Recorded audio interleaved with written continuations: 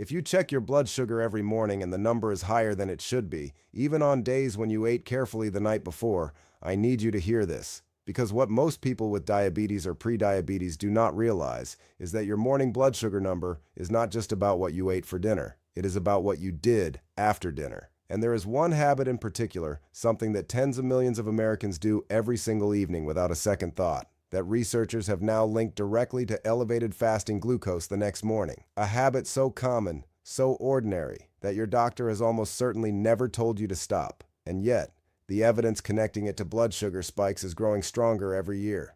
Stay with me, because in the next few minutes, everything you think you know about managing your blood sugar after dark may be about to change. I want you to think about someone for a moment. Her name was Diane, and she was 68 years old. Diane had been managing type 2 diabetes for about 4 years. She took her medication faithfully. She watched her portions. She cut out the foods she was told to cut out. And yet, almost every single morning, her fasting blood sugar came back higher than her doctor wanted it. Sometimes it was 130, sometimes 145. She was frustrated, confused, and honestly, a little defeated. She had done everything right, or so she thought. What nobody had told Diane was that a simple, completely invisible habit she had every night after clearing the dinner table was quietly working against every effort she was making. And the saddest part is, she had been doing it for years. If any part of Diane's story sounds familiar to you, I want you to stay right here, because this information could genuinely change your numbers. If this is your first time visiting us here, welcome. This channel is called Dr. Silas Redford Wellness, and our entire purpose is to give you clear, honest, and genuinely useful health information tailored specifically for people in their 50s, 60s, 70s, and beyond. If you find value in what we share, please take just a moment and hit that like button. And if you want to keep receiving content like this, go ahead and subscribe. We are building a community of seniors who are informed, empowered, and refusing to simply accept feeling unwell. Now let us get into this, because what comes next is something I think a lot of people have needed to hear for a long time. The habit we are talking about is sitting. Specifically, sitting still for a long, unbroken stretch of time immediately after your evening meal. Now, I know that sounds almost too simple. You might be thinking, well, of course I sit after dinner, everyone does. And that is exactly the point. It is so normal, so universal, that nobody questions it. You finish your meal, you settle into the couch, maybe you turn on the television, and you stay there, comfortably still, for the next 2 to 4 hours before bed. It feels like rest. It feels like a reward after a long day. But what is happening inside your body during that time, especially if you have diabetes or prediabetes, is something very different from rest. And the more researchers look at it, the more concerned they are becoming. Here is what happens when you eat a meal. Your digestive system breaks down the carbohydrates in that food into glucose. That glucose enters your bloodstream. In response, your pancreas releases insulin, which is the hormone that unlocks your cells and allows glucose to flow in and be used as energy. Now, muscle tissue is one of the most significant consumers of blood glucose in the entire body. When your muscles are active, even lightly active, they become dramatically more efficient at pulling glucose out of the bloodstream. The muscle contractions themselves can help glucose enter the cells through a mechanism that does not even require insulin. It is like a secondary door into the cell that exercise and movement can open independently. But when you sit completely still for 2 or 3 hours after eating, those muscles go quiet. They stop demanding glucose. The insulin is working, but the muscles are not cooperating the way they would if you were even mildly active. And so that glucose from your dinner meal lingers in the bloodstream longer than it should. And here is where it gets really important for your morning numbers specifically. What happens to the glucose that does not get used efficiently in the evening?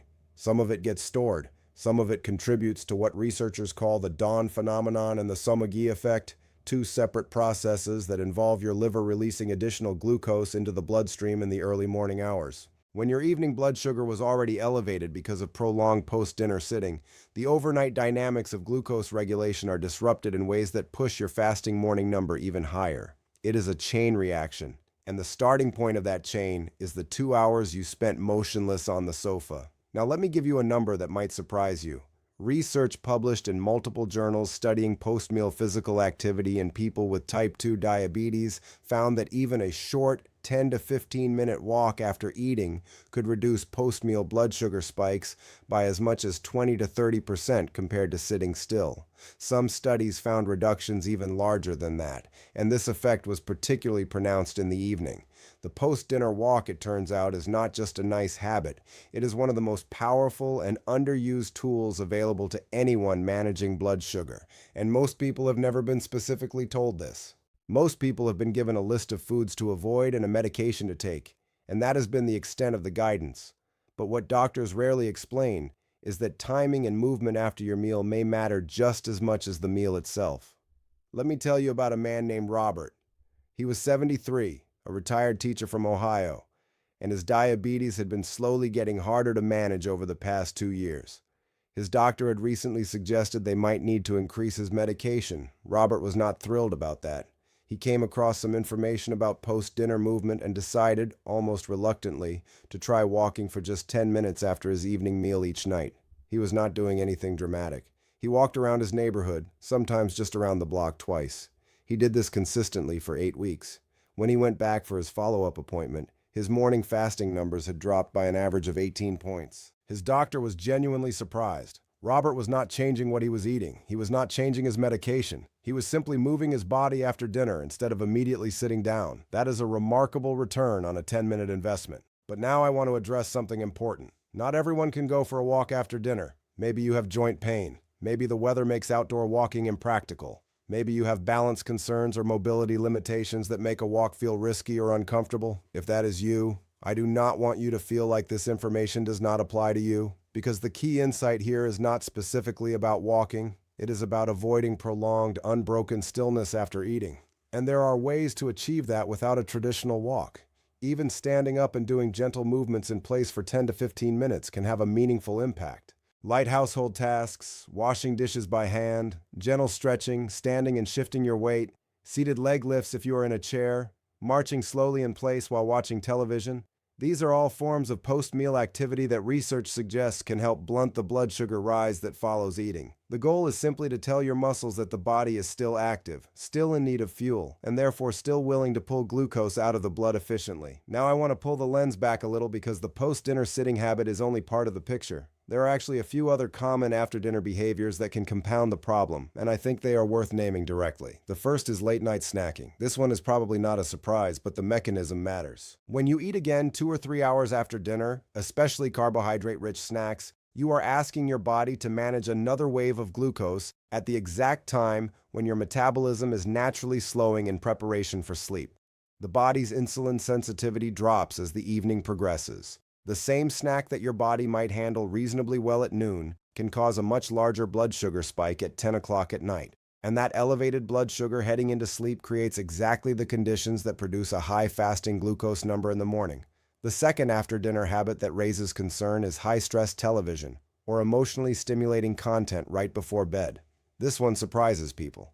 But stress hormones, specifically cortisol and adrenaline, are powerful blood sugar elevators. They signal the liver to release glucose into the bloodstream because the body thinks it needs fuel for a threat.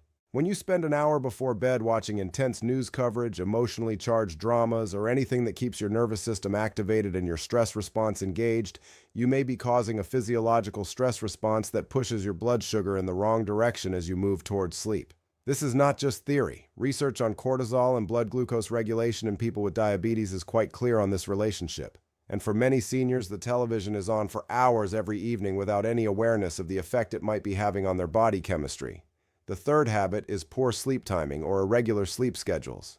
When you stay up significantly later than usual, or when your sleep and wake times shift from night to night, your body's circadian regulation of blood sugar is disrupted. The hormonal rhythms that govern insulin sensitivity and liver glucose output are tied deeply to your internal clock. When that clock is disrupted, those hormonal rhythms go off schedule.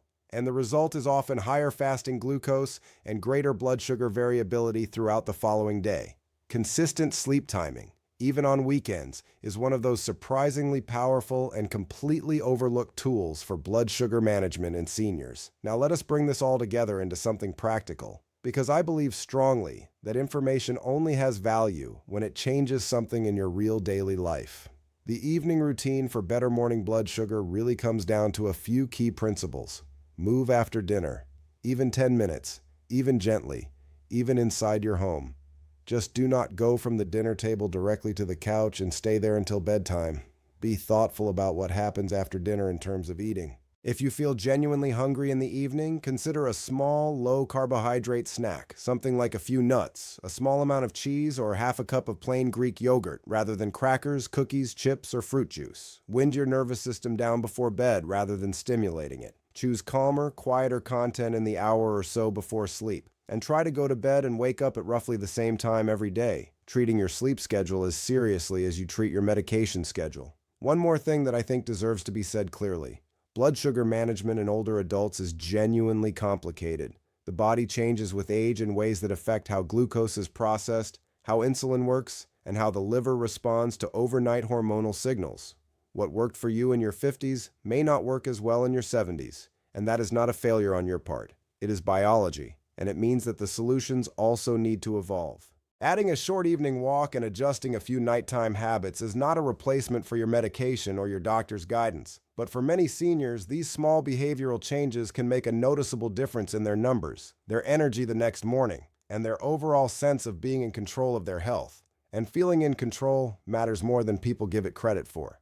I think about Diane again, the woman I told you about at the beginning. After she learned about post-dinner movement, she started taking a slow 15-minute walk around her neighborhood after dinner each evening. She lived in a quiet suburb, and she told her daughter that those evening walks had become her favorite part of the day, peaceful, calm, and productive in a way she could actually measure. Her morning numbers within about 6 weeks had dropped consistently into a range her doctor considered much more acceptable. Nothing dramatic changed in her diet. Her medication stayed the same. The only real change was those 15 minutes of movement after dinner, and the shift away from falling directly into the couch until bedtime. Diane said it felt like she had finally found a piece of the puzzle she had been missing for years. That is the thing about blood sugar management. There is almost always something more that can be done, something that does not require more medication, more sacrifice, or more fear. It requires knowledge. It requires understanding how your body actually works and what it actually needs. And that is exactly what we are here to help with. You are not helpless in this. Your morning numbers are not fixed. The way you feel is not simply the final word on how you will always feel. Small, consistent changes made with the right information behind them can shift things in meaningful ways, and you deserve to know what those changes are. If something in this video resonated with you today, we would genuinely love to hear from you. Drop a comment below and tell us about your experience with morning blood sugar. Have you ever tried moving after dinner? Did it make a difference? Your story might be exactly what someone else in this community needs to hear. And if you have a friend or family member who is managing diabetes or prediabetes and struggling with their morning numbers, please share this video with them.